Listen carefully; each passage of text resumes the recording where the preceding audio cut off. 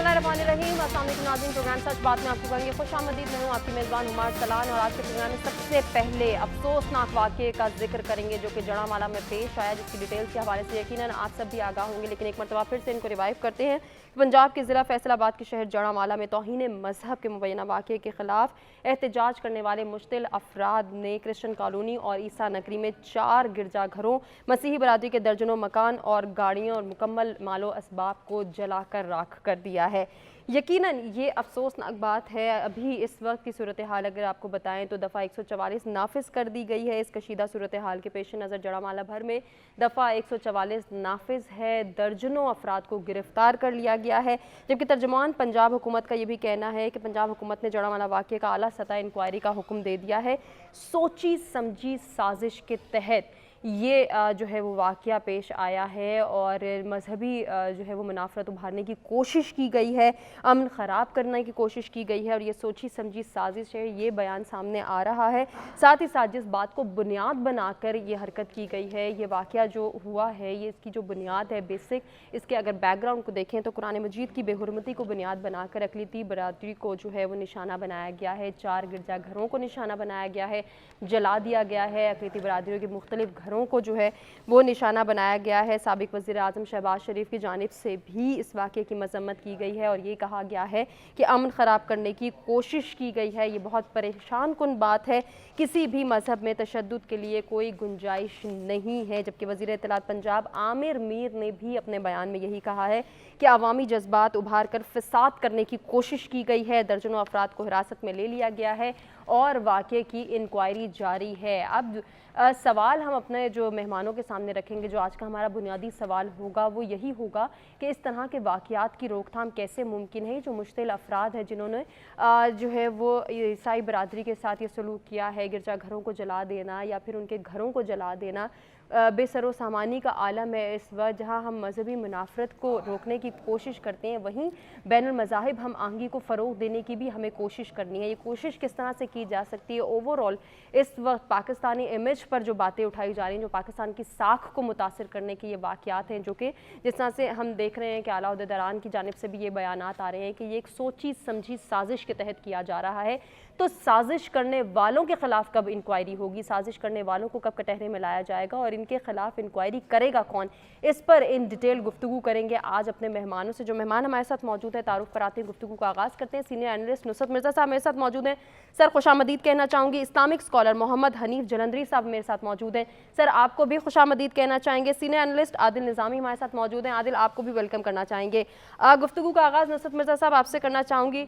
ये जड़ामाला वाक़या जो यकीनन अफसोसनाक वाक़या है, परेशान कुन वाक़या है और मुख्तलिफ रहनुमाओं की जानिब से इस पर मज़म्मत भी की गई है, क्या कहना चाहेंगे इस वाक़े पर आप? देखिए, ये एक इस पर जहाँ आपने शहबाज शरीफ का जिक्र किया है, वहाँ आपने निगरां वज़ीर आज़म अनवर उल हक काकड़ साहब का भी जिक्र नहीं किया है। उन्होंने भी इस वाक़े की मज़म्मत की है और अक़लियतों को निशाना बनाने और खिलाफ सख्त कार्रवाई करने का इंदिया दिया है।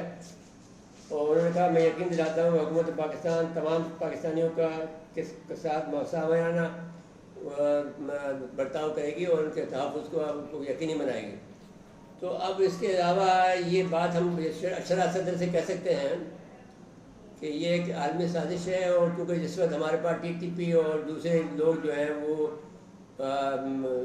सरगर्म अमल हैं, वहाँ पर अब उन्होंने ये शहरी आबादी में ये जो कि इंडिया के अंदर इस वक्त जो वहाँ पर चल रहा है मैंने ईसाइयों के ख़िलाफ़, उसका तवाज़ुन को बनाने के लिए और ये काम पाकिस्तान में करा दिया गया है, जो कि एक काबिल मज़म्मत है। पाकिस्तान के अंदर इस किस्म के वाक़यात नहीं होते हैं। हमारे यहाँ वसी बरादरी और जो हिंदू बरादरी है वो बिल्कुल पुरअमन रहती है और उनके साथ में बड़ा अच्छा बर्ताव किया जाता है। और अब अगर ये किया गया है तो ये इसके अलावा कोई बात नहीं कह सकते हैं। और फिर ये हुआ है कि जड़ावाला में जिसने इश्तहार दिलाया उसका नाम यासीन था, उसको पुलिस ने गिरफ्तार कर लिया है। वो मस्जिद के लाउड स्पीकर से ऐलान करता हुआ नज़र आया उसको, और उनको नहीं बल्कि करीब 100 आदमियों को गिरफ्तार किया है, जो इस बात की निशानदेही करती है कि पाकिस्तान की जो इंतज़ामिया है वो बहुत मुस्तैद है और उसने बर वक्त कार्रवाई की है। और जो भी लोग इसका जुल्म का शिकार हुए हैं, ये ईसाई बरादरी का, ہم بھی اور افسر ٹی وی کی طرف سے ہم اس کی مذمت کرتے ہیں، اور ہم یہ ہمارے مذہب میں اس کی کوئی اس کی اجازت نہیں ہے کہ اس قسم کے واقعات پر وہ کیا جائے۔ آپ کو یہ بات اگر کہیں پر کوئی شکایت تھی کہ کسی نے یہ بات کی ہے، ماضی میں یہ واقعات ہوتے رہے ہیں کہ جب یہ کسی کو باہر کے ملک جانا ہوتا تھا جو عیسائی برادری کے، تو وہ یہ اس قسم کی حرکتیں کرتے تھے اور وہ پھر باہر کے ملک چلے جاتے تھے اور وہاں اچھی زندگی گزارنا چاہتے تھے، لیکن پھر ان کو وطن کی یاد آتی ہے۔ آسیہ یہاں سے چلی گئی لیکن ابھی بھی وطن کی گن گاتی ہے اور کہتی ہے کہ میں کاش میں پاکستان میں ہوتی۔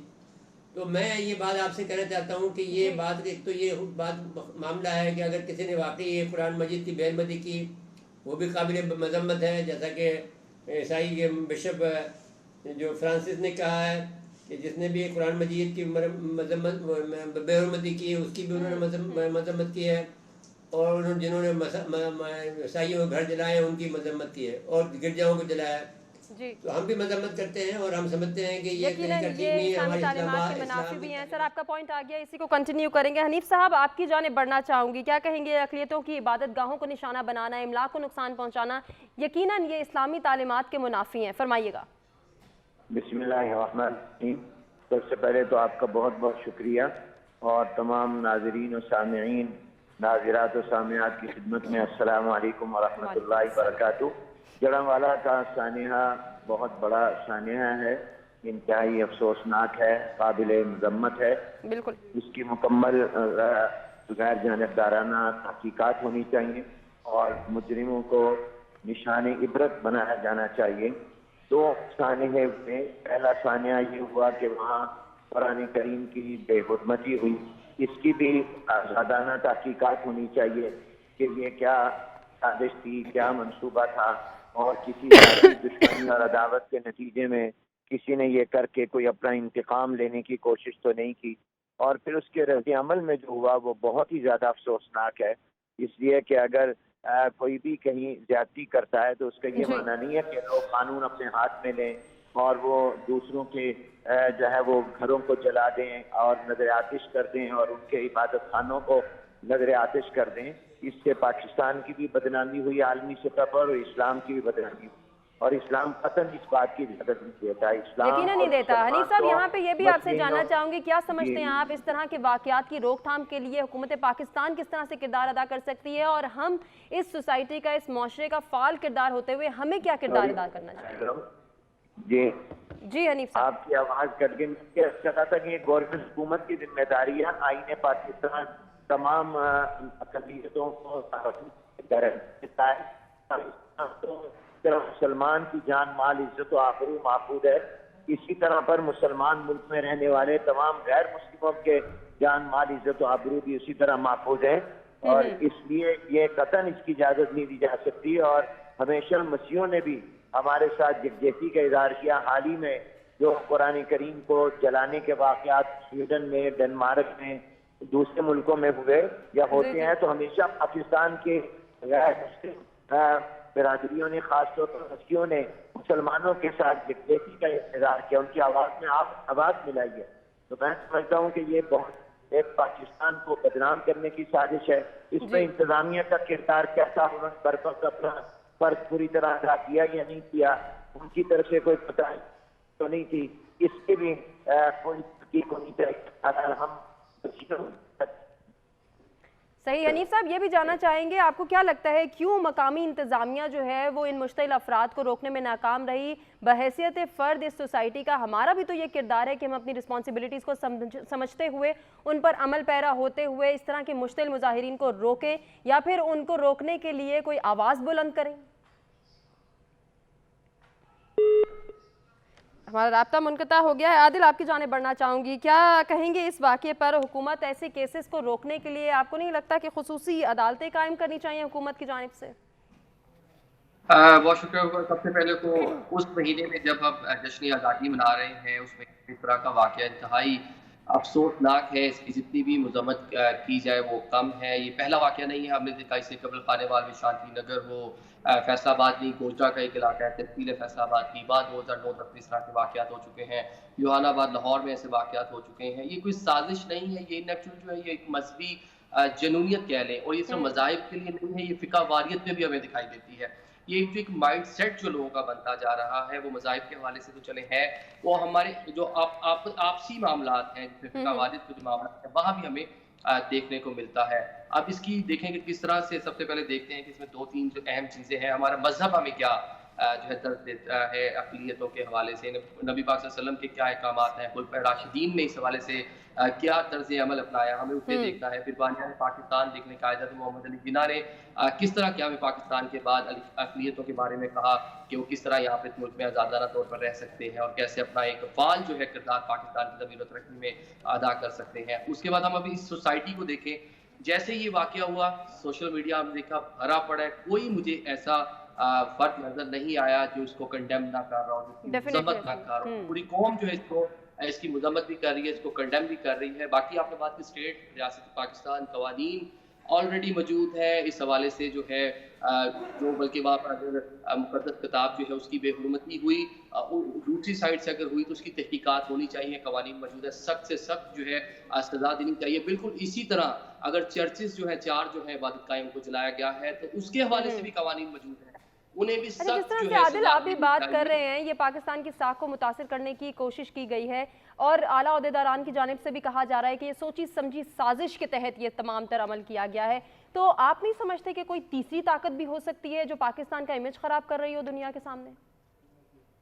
دیکھیں اگر اس طرح کے جو معاملات ہیں وہاں ہم ایسی چیزیں ڈھونڈنے لگ جائیں گے تو میرے خیال سے ہم تھوڑا ڈی ٹریک ہو جائیں گے، ہماری اٹینشن جو ہیں وہ ڈائیورٹ ہو جائیں گی۔ ایسے پھر یورپ بھی کہہ سکتا ہے، ایسے ناروے ڈینمارک بھی کہہ سکتے ہیں کہ یہاں پر اگر قرآن پاک یا آقا علیہ السلام کے حوالے سے کوئی غلط چیز ہوتی ہے تو وہ جناب سازش ہے مسلمانوں اور ہمیں لڑانے کے لیے۔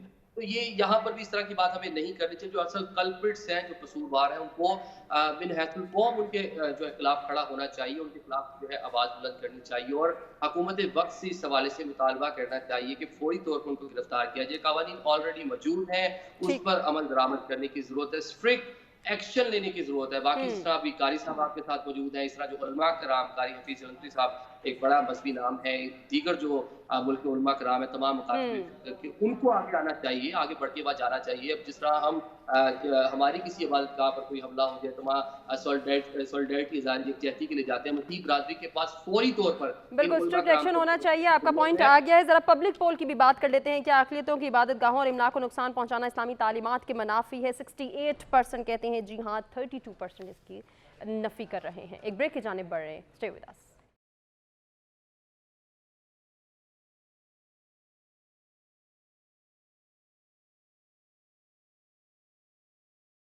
ویلکم بیک ناظرین، پروگرام میں ایک مرتبہ پھر سے آپ کو کہیں گے خوش آمدید۔ بڑھیں گے آج کے دوسرے ٹاپک کی جانب۔ مسلم لیگ نون کے سینئر رہنما اور سابق وفاقی وزیر داخلہ رانا ثناء اللہ کا ایک اہم بیان سامنے آیا ہے، جس میں ان کا یہ کہنا ہے کہ نواز شریف صاحب کی واپسی کے حوالے سے گارنٹی مل گئی ہے۔ انہوں نے مزید یہ کہا ہے کہ نواز شریف کی عدالتوں سے بریت طے ہے اور ان کے لیے زیرو رسک ہو چکا ہے، جبکہ اس معاملے پر ہمیں گارنٹی بھی مل چکی ہے۔ اس حوالے سے اگر مزید بات کریں تو مسلم لیگ نون نے جو ہے وہ تیاریاں بھی شروع کر دی ہیں نواز شریف صاحب کی واپسی کے حوالے سے۔ 2 شیڈیول تیار کیے گئے ہیں، جس میں ایک شیڈیول یہ ہے کہ نواز شریف صاحب کی واپسی سے قبل اسلام آباد ہائی کورٹ میں درخواست دائر کی جائے گی اور پھر بریت کی درخواست دائر کرنے کے بعد وہ اسلام آباد آئیں گے۔ اسلام آباد میں ان کا پرتپاک استقبال کیا جائے گا، جبکہ یہ بھی بتایا جا رہا ہے کہ پریڈ گراؤنڈ میں جلسے کی بھی تیاری کی جائے گی۔ دوسرا شیڈیول یہ ہے کہ نواز شریف صاحب جو ہے وہ لاہور آئیں گے واپسی پر، اور ان کی جو واپسی ہے وہ لاہور ایئرپورٹ پر ہوگی۔ وہاں ان کا پرتپاک استقبال جو ہے وہ متوقع ہے اور اس کے بعد وہ لیگی قائد جو ہے وہ داتا دربار پر حاضری بھی دیں گے۔ اب دیکھنا یہ ہوگا کہ نواز شریف صاحب اپنے بھائی کے دور حکومت میں تو پاکستان واپس نہیں آئے، اب راہیں ہموار ہو چکی ہیں، کیا کوئی بیک ڈور ڈیل ہوئی ہے یا پھر معاملات کچھ اور جانب اشارہ کر رہے ہیں؟ اپنے مہمانوں کی جانب بڑھتے ہیں، ان سے جان لیتے ہیں کہ ان کا اس کے حوالے سے کیا اوپینین ہے۔ نصرت مرزا صاحب، کیا لگ رہا ہے آپ کو؟ جیسے رانا ثناء اللہ نے کہا کہ نواز شریف کی واپسی کے حوالے سے ہمیں گارنٹی مل چکی ہے، زیرو رسک ہو چکا ہے، کیا کوئی بیک ڈیل ہو گئی ہے؟ جی میں اس پہ بات کرتا ہوں، لیکن ایک جملے میں ایک بات کہنا چاہتا ہوں۔ جی جی ضرور۔ کہ پہلے والے موضوع پر اسلامی نظریاتی کونسل، پاکستان علماء کونسل، بین المذاہب کمیشن اور دیگر لوگوں نے اس کی سخت مذمت کی ہے۔ بالکل ایسا ہی ہے۔ اور جو سویڈن میں واقع ہوا ہے وہ جج کی اجازت سے ہوا ہے، جج کا اس کا مقابلہ یہاں کے واقعے سے نہیں ہو سکتا۔ بالکل۔ اور پاکستان میں جس طرح کے حالات چل رہے ہیں وہ بغیر بین الاقوامی سازش کے نہیں ہو سکتے ہیں، یہ جڑاوالا جیسے چھوٹے شہر میں، اور یہ جان بوجھ کے کیا گیا ہے۔ اور اس کے بعد میں پھر آپ کے سوال کی طرف میں آتا ہوں، وہ یہ ہے کہ نواز شریف کی واپسی کا جو معاملہ ہے، جو ثناء اللہ صاحب جو کہہ رہے ہیں، وہ آپ کے جو سوال میں ہی جواب موجود ہے کہ وہ خود کہہ رہے ہیں کہ گارنٹی ہمیں مل گئی ہے۔ جی جی تو اب آپ کا سوال یہ ہے کہ گارنٹی اگر مل چکی ہے تو سوال یہ ہوگا کہ نواز شریف اتنے محتاط ہیں، کیا وہ آ جائیں گے ان کی اس گارنٹی پر یا پھر وہ نہیں آئیں گے؟ کیونکہ ہم نے یہ بھی دیکھا تھا کہ جس وقت گارنٹی مل گئی تھی بینظیر کو، تو پھر وہ آ کر ان کو کیا ہوا ان کے ساتھ میں، تو وہ یہ بات نواز شریف کو، کیونکہ جو بہت ہی محتاط آدمی ہیں اور جن کے ساتھ میں ہم نے کام بھی کیا ہے، تو ہمیں معلوم ہے کہ نواز شریف صاحب اتنے محتاط ہیں کہ وہ میرے خیال میں 10 دفعہ سوچیں گے کہ آیا وہ جائیں سپٹمبر میں یا نہیں جائیں، صحیح، یا پھر وہ ان کو بہت زیادہ یقین دلا دیا ہو، سارے حالات ان کے حق میں ہوں اور وہ مطمئن ہو گئے ہوں، تو پھر وہ آئیں گے، ادروائز وہ نہیں آئیں گے۔ جی ٹھیک ہو گیا مرزا صاحب، آپ کا پوائنٹ آ گیا ہے۔ Senior analyst brigadier retired Asif Haroon صاحب بھی ہمارے ساتھ موجود ہے۔ بریگیڈیئر صاحب، آپ کو خوش آمدید کہنا چاہوں گے، اور آپ سے بھی میرا یہی سوال ہوگا، کیا لگ رہا ہے آپ کو، کیا نواز شریف سپٹمبر میں واپس آئیں گے وطن؟ جی آئیں گے تو ضرور، کیونکہ ان کے بغیر تو نون لیگ جو ہے وہ الیکشن نہیں لڑ سکتی، اور جو ریزلٹ جو چاہتے ہیں کہ ہم جیتیں اور پھر کوشش کریں کہ 2/3 میجورٹی، جیسے کہ پہلے بھی انہوں نے 2013 میں لی کہ دوبارہ ہم لیں، تو وہ شہباز شریف کے بس کی بات نہیں ہے یا مریم کے بس کی بات نہیں ہے۔ وہ نواز شریف جو ہے وہ فرق ضرور ڈال سکتے ہیں، لیکن اب مسئلہ سارا یہ ہے کہ وہ 2019 نومبر کے وہ گئے ہوئے ہیں، اور جب سے یہ پی ٹی آئی کی گورنمنٹ ہٹی اور پھر پی ڈی ایم کی حکومت آئی، ان کا بھائی پرائم منسٹر بنا اور اب وہ بھی ختم ہو گئی ہے، تو ہم یہی سن رہے ہیں کہ وہ آج آ رہے ہیں، کل آ رہے ہیں، لیکن وہ ابھی تک آئے نہیں۔ تو سب سے جو بڑی رکاوٹیں جو ان کا سامنے تھیں، وہ ایک تو تھی ان کی لائف بین ڈسکوالیفیکیشن، اور دو کیس جو کنوکٹ ہوئے تھے اور جیل بھی ہوئے تھے، ان کو 10 سال کی سزا جو ہے وہ ہو چکی ہوئی۔ تو یہ جو پی ڈی ایم کا جو دوریانیہ تھا، اس میں انہوں نے جو بڑے کام جو یہ کیے، نمبر 1 تو یہ ہے کہ نیب کے لاز جو ہیں انہوں نے بہت سے امینڈ کیے، اور اس کا فائدہ تمام پولیٹیشینس کو ہوا۔ زیادہ فائدہ جو ہوا ہے اس کو جو ہے نا شریف فیملی کو ہوا، جس میں شہباز شریف، ان کا بیٹا، ان کا سن ان لا اور مریم، یہ سب جو ہے وہ اس میں یہ کلیئر ہوئے۔ پھر اس کے بعد جو ہے دوسرا جو تھا کہ جی مدت جو ڈسکوالیفیکیشن کی ہے، اس میں بھی ایکٹ آف پارلیمنٹ جو ہے وہ پاس ہو گیا، اور یہ طے ہوا کہ جی اب 5 سال جو ہے وہ ہوگی، 5 سال جو ہے نواز شریف یہ پورا کر چکے ہیں، تو اس لحاظ سے وہاں سے بھی وہ کلیئر ہوئے۔ لیکن اب آخری جو ایک رکھنا یہ آیا کہ وہ جو ریویو والا جو ایک جو بل پاس کیا، تو جس کے تحت جو ہے یہ بل آٹومیٹکلی کلیئر ہو جاتے تھے، وہ سپریم کورٹ بینچ نے جو ہے اس کو جو ہے نا کل عدم کر دیا اور سیٹ کر دیا۔ اس نے ساری جو ہے نا خطرے کی گھنٹی بجا دی ہے، اور اب نواز شریف یہ نہیں چاہتے کہ جیسے وہ پہلے جون میں آئے رانا ثناء اللہ کہہ رہے ہیں کہ ہمیں گارنٹی مل گئی ہے، زیرو رسک ہو چکا ہے، شیڈیول بھی تیار ہو چکے ہیں، تو کیا اب نواز شریف کو یہ ہم امید ظاہر کر سکتے ہیں کہ مقدمات سے بریت مل جائے گی؟ نہیں، یہ دیکھیں نا، وہ کون گارنٹی تو خالی دے سکتے ہیں نا سپریم کورٹ۔ اگر آپ کہیں گے کہ ملٹری اسٹیبلشمنٹ نے دیے، 2 ہی ہے نا جی، تو ملٹری اسٹیبلشمنٹ اس طرح کی گارنٹی جو ہے وہ دینے کے نہیں ہے، وہ بھی نہیں سکتا۔ حکومت اس وقت جو ہے انٹرم گورنمنٹ کی ہے، جو انٹرم پرائم منسٹر ہے وہ بھی نہیں دے سکتا۔ تو گارنٹی صرف ہوگی جب یہ چیف جسٹس آف پاکستان بدلی ہوں گے 15 تاریخ کو، اور دوسرے فیصلے آئیں گے۔ تمام تر ان کی امیدیں اس چینج کے اوپر ہیں۔ یہ زیرو رسک وہاں جو ہے ان کا بنتا ہے، اس سے پہلے جو 1 دن بھی آئیں گے وہ زیرو رسک نہیں ہے، کیونکہ وہ جیسے یہ ان لوگوں نے ریویو پٹیشن جو تھی وہ کینسل کی تھی، یہ ایک اور بینچ بنا کے کوئی اور ایسا فیصلہ کر کے اور ان کو جیل میں ڈال کے اور وہ جو ہے نا جو وہ محروم کر دے انہوں نے جو کرنا تھا، کیونکہ ان کی خواہش یہ ہے कि जब ये वापस आए तो जैसे बेनजीर आई थी, तो ये भी को बड़ा अच्छा ग्रैंड रिसेप्शन हो और वो एक माहौल बने और फिर वो इलेक्शन कैंपेन को जो है वो ये लॉन्च करें। ठीक हो गया वो ब्रिगेडियर माहौल साहब, जब आपका पॉइंट आ बनेगा- गया है, कंटिन्यू करेंगे। आदिल, आपकी जानिब आएंगे, क्या लग रहा है आपको 2-4 दिन कबल की पहले अगर बात कर लीजिए तो ख्वाजा आसिफ की जानिब से जीरो रिस्क की बात हो रही थी, अब राना सनाउल्लाह जीरो रिस्क की गारंटी दे रहे हैं। क्या लग रहा है नवाज शरीफ वतन वापस आएंगे और क्या चौथी मरतबा वजीर आजम बनने की राहें हमवार हो गई है नवाज शरीफ साहब के लिए? देखें, वतन वापस उन्होंने आना तो है। अभी मेरी फरवरी के महीने में उनसे लंदन में मुलाकात हुई जब मरियम पाकिस्तान आई थी, तो उस टाइम भी उनसे यही हमने क्वेश्चन किए कि बताइए कब आप पाकिस्तान आ रहे हैं। जब मरियम बीबी आई थी फ्लाइट, उन्हीं की फ्लाइट में पाकिस्तान आया, तो उस टाइम उन्होंने यही सारे खदशात जिनकी भी हम बात कर रहे हैं, सुप्रीम कोर्ट और एस्टैब्लिशमेंट जो मामला थे, तो डील करके ही गए थे और किसी डील के नतीजे में ही वो वापस आएंगे। और वापस आने का उनका एक्सपीरियंस कोई नया नहीं है। मुशर्रफ दौर में पहले भी वो डील कर कर ही गए थे और एक डील के नतीजे में ही वो अपने इंटरनेशनल जो चाहने वाले थे, जो बैन अवी जो कुव्वतें थी, उनके साथ मामला तय करके, मुशर्रफ के साथ मामला तय करके वो पाकिस्तान आए थे।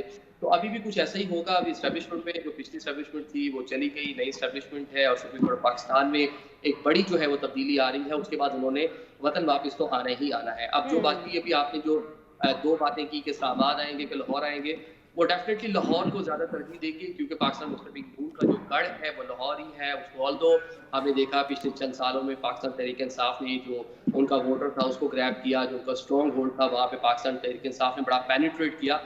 तो अगर उन्होंने दोबारा से अपनी जो पॉलिटिक्स उसको रिवाइवल करनी है, दोबारा से रिवाइव होना है, तो लाहौर ही उनका मस्कन बनेगा। वहीं पे आएंगे, वहीं एक बड़ा पावर शो करेंगे और अपनी सियासत का आगाज करेंगे। क्योंकि हमने देखा पिछले कुछ सालों में प्राइम मिनिस्टर बन के शहबाज शरीफ ने, मरियम बीबी जो है वो पाकिस्तान में जो है वो जलते जुलूस करती रही, लेकिन फिर एक बड़ा टाइम है उन्होंने भी एक जायजा बाहर रही।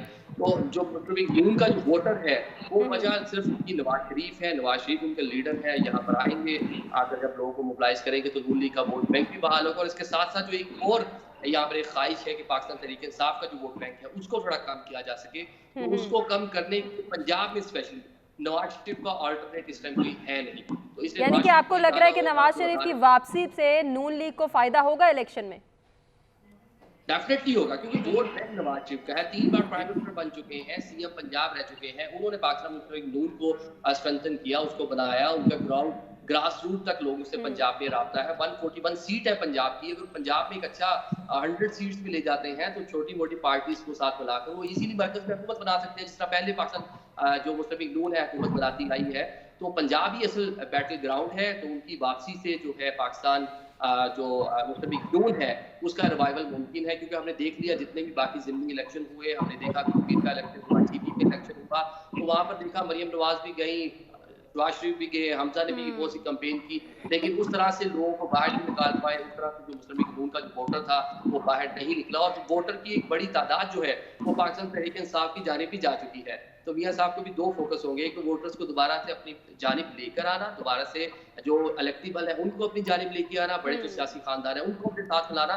तो वो सारी चीजें नवाज शरीफ के आने से ही मशरूत हैं, तो इसलिए उनको आना होगा। अगले चंद दिनों में डेफिनेटली नजर आएगा तो आएंगे। ठीक, आदिल, मुख्तसरन आपसे ये भी जानना चाहूंगी, क्या आवाम मियां साहब को चौथी मरतबा वजीर आजम के तौर पर देखना चाहती है? देखिए, ये जो है ये बड़ा मुश्किल जो है ये क्वेश्चन है कि चौथी बार प्राइम मिनिस्टर बन पाएंगे।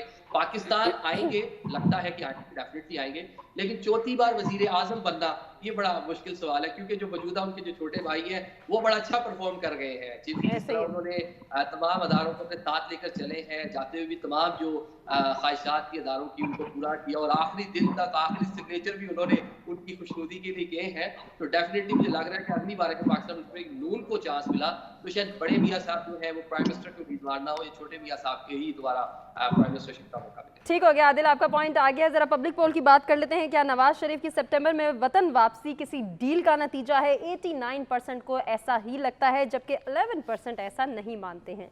एक ब्रेक की जानिब बढ़ें, स्टे विद अस।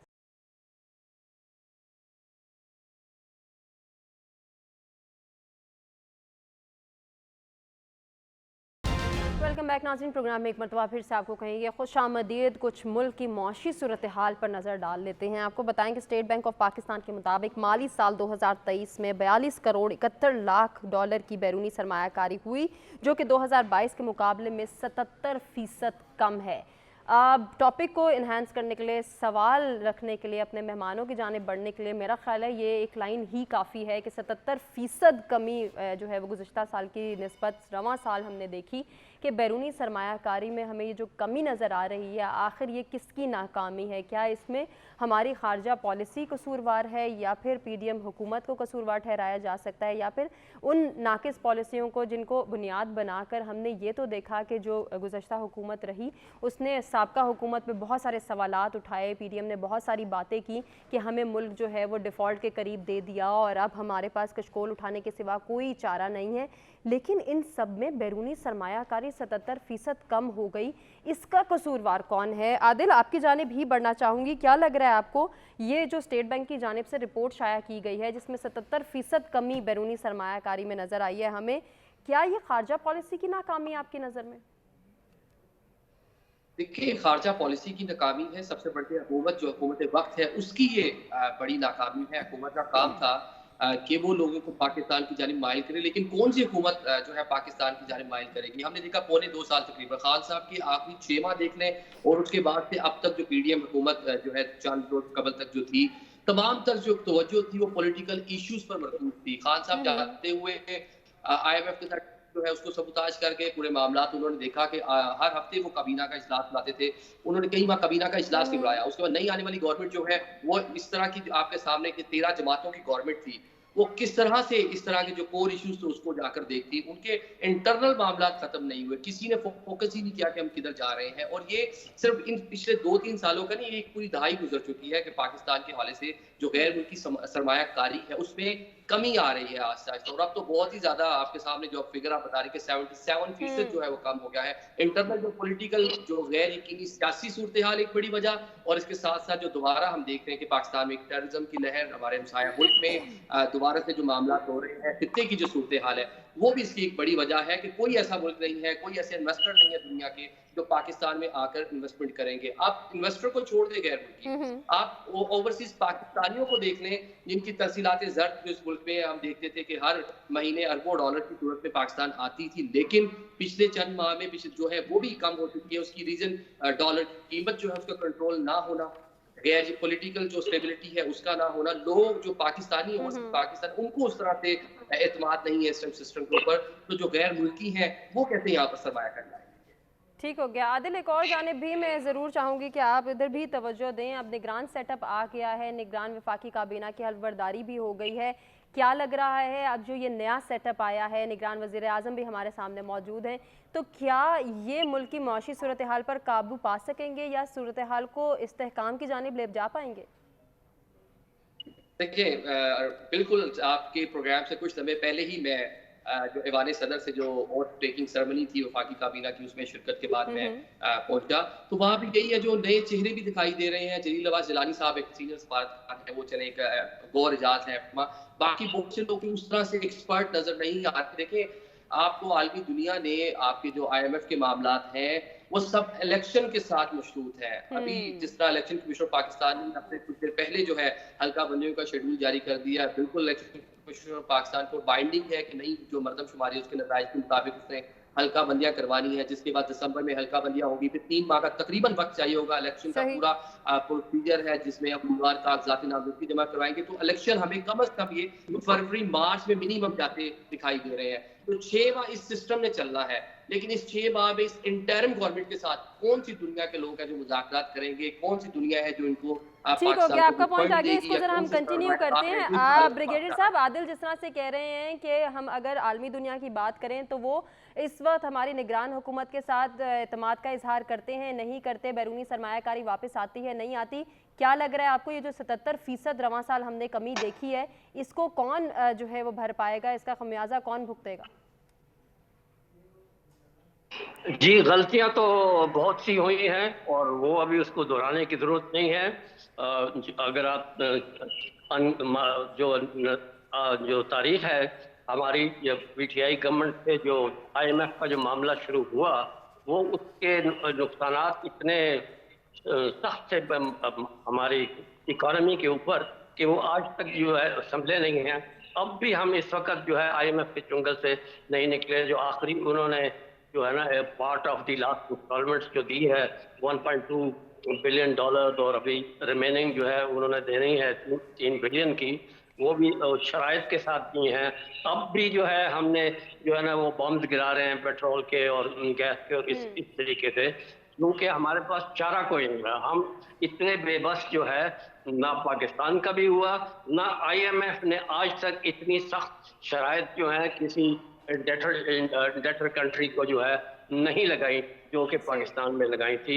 इसमें भी बहुत सी बातें हैं कि जी क्या मकासद थे, क्या ओवरऑल इंटरनेशनल डिज़ाइन था, और उसमें कोई ढकी छुपी बात है भी नहीं है कि इंटरनेशनल प्लेयर ज़रूर काम करते हैं। आखिर FATF के पीछे कौन था, IMF को कौन मैनिपुलेट करता है, इंडियन लॉबीज दोनों जगहों पर जो है ना बड़ी स्ट्रॉन्ग है, वो फैक्टर तो था ही। लेकिन हमारा इंटरनल फैक्टर जो था वो जो सबसे ज़्यादा जो है ना उससे हमें नुकसान पहुँचाया, क्योंकि जिस मुल्क में पॉलिटिकल स्टेबिलिटी ना हो, सिक्योरिटी ना हो, सर्टेनिटी ना हो और कंटिन्यूटी ना हो, और ये ना पता चले कि जी कल क्या होगा, और ये आम तासर हो कि आज नहीं तो कल पाकिस्तान जो है वो डिफॉल्ट कर जाएगा, तो कौन यहाँ पर इन्वेस्टर आएगा। और जो हमारे जो खास जो दोस्त हैं, वो कभी ऐसा नहीं हुआ था कि जी उन्होंने साफ इनकार कर दिया कि हम अब जो है पैसे नहीं देंगे। और इसमें सऊदी अरब, UAE और चाइना, ये तीनों जो है शामिल है, क्योंकि इनको अपने तहफ़्फ़ुज़ात थे। इवन चाइना को जो है ना बड़े सीरियस तहफ़्फ़ुज़ात थे, और सऊदी अरब को भी थे, और साथ गल्फ स्टेट जो हैं वो तो उनकी सऊदी अरब जैसे वो कहेगा उस तरह वो ये करता है। तो ये तमाम फैक्टर थे, ये निगेट कर रहे थे कि हम उस स्टेबिलिटी को लाएं। फिर जो डिवैल्यूएशन हुई हमारी रुपये की, उस रुपये की वैल्यू को हम कंट्रोल नहीं कर सके। सागदार जिसने प्रॉमिस किया था कि मैं आऊँगा और डॉलर को दोबारा जो है ना जो उसको रुपये को जो मैं स्टेबलाइज करूँगा और 200 और 190 पे लेके आऊँगा, वो नहीं कर सका। बिल्कुल, क्योंकि मसाइल इतने बढ़ चुके हुए थे और दलदल इतनी गहरी थी जिसमें कि हम फंस चुके हुए थे कि वो कोई भी इकोनॉमिक इंडिकेटर जो है वो हमारा नहीं सही हुआ। तो जब सारे वो जो इंटरकनेक्टेड इकोनॉमिक इंडिकेटर्स होते हैं और वो अंदर के जो अंदरूनी फैक्टर जो मैंने ये बताए हैं वो उसी तरीके से बरकरार रहे हैं, तो वो कैसे चीज जो है वो बेहतरी की तरफ ये जा सकती थी। ठीक हो गया ब्रिगेडियर साहब, आपका पॉइंट आ गया। नुसरत मिर्जा साहब, आपकी जानिब बढ़ना चाहेंगे। बैरूनी सरमायाकारी में इतनी कमी, 77% की कमी रवां वाली साल हमें देखने में मिल रही है, स्टेट बैंक ये रिपोर्ट कर रहा है। क्या समझते हैं आप, क्या ये खारजा पॉलिसी की नाकामी है? देखिए, इसके को मैं एलुबरेट कर दूँ जरा। स्टेट बैंक के मुताबिक नदी शोबे में बैरून सरमायाकारी 7% कम होकर 1 अरब 43 करोड़ डॉलर रही, और निजी शोबे में बराह रास्त सरमायाकारी 25% कम होकर 1 अरब 45 करोड़ 58 लाख डॉलर रही। बिल्कुल। आदाद शुमार के मुताबिक दुरानी में निजी शोबे से 1.82 करोड़ डॉलर की पोर्टफोलियो सरमायाकारी निकाली गई। पोर्टफोलियो से मुराद ये है कि जो बॉन्ड होते हैं, स्टॉक मार्केट के होते हैं, ये निकाले गए।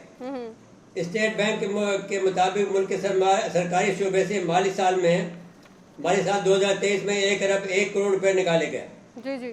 अब आप जो है पाकिस्तान की तारीख में, जिसका मैं एक तालिब इल्म हूँ, और 16 माह की ये हुकूमत है, सबसे ज़्यादा वर्स्ट गवर्नमेंट रही है पाकिस्तान की पूरी तारीख के अंदर। अब इसकी जो वजूहात जो बयान कुछ कर दी गई हैं, कुछ मैं ये करना चाहता हूँ कि तो शाह खर्चियाँ बहुत हुई हैं, इस तरह खर्च कर रहे थे जैसा कि इनके पास दौलत है, बड़े बड़े जाके होटल में ठहरते थे, वो बड़े गैर मुल्की दौरे करते थे। वज़रा की तादाद 84 थी। जी जी। फिर आलमी जो साजिशें हो रही थी, जैसा कि कहा गया कि साहब वो आपको दबा के रखा उन्होंने, जो IMF जो है कि उनका एक अदारा है जिससे कि वो आपको एक्सक्यूज़ करते हैं, दबा के रखते हैं, अपने मर्जी के मुताबिक फैसले कराते हैं, आपको आलमी जंग में शामिल कराना चाहते हैं, अपने ब्लॉक में शामिल कराते हैं, CPEC से दूर रखना चाहते हैं, वो आपके साथ दबाव रहा।